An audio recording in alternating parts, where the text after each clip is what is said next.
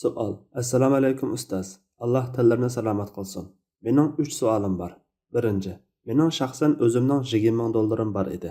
Yo'ldoshim Turkiyaga kelib tijorat qildim deb iqtisoddan ayrilib qolib, yanada pul qolmay mening yerimdagi 20 ming dollarni dasmoya qilib pul topmoqchi bo'lib, mendan qarz sifatida olib turgan. U pulni 3-4 oy ichida yo'q qilgan bo'ldi. Buningga 5 yil bo'ldi. Bu 5 yil jarayonida bu pul yanamda bo'lmag'achqa zakot ayirmadim. Shunday qilganim to'g'rimi? Ikkinchi. Mening vatandan taqab kelgan zakat tushadigan oltinim bor. Buningga zakat ayirib boshqalarga berib keldim. Yanimda 40 ming lira atrofida turk puli bor. Buningga zakat ayirdim. Uchinchi. Yo'ldoshim muqim bir ish qila olmag'achqa gohida uyga xarajat qildiganga puli yo'q bo'lib qolganda boshqalarga qarz bo'lib qolgan yeri bor ekan. Shunga men ayrilgan zakatimni yo'ldoshimga bersam durust bo'lamdi? Javob: Va alaykum assalom va rahmatulloh. Alloh o'zlaridan rozi bo'lsin. Birinchi. U pulga zakat ayırmaysiz. Yo'ldoshingiz qachon u qarzni qaytarib bersa, qaytarib bergan shu yilga zakat ayirib, o'tgan yillarga ayırmaysiz. Ikkinchi. Albatta ayırasiz. Uchinchi.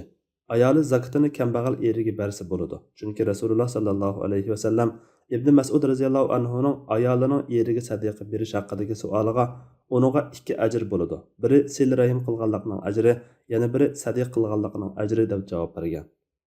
Allah eng to'g'risini bilgurchidir. Fatvoda Dr. Abdul Aziz rahmatulloh.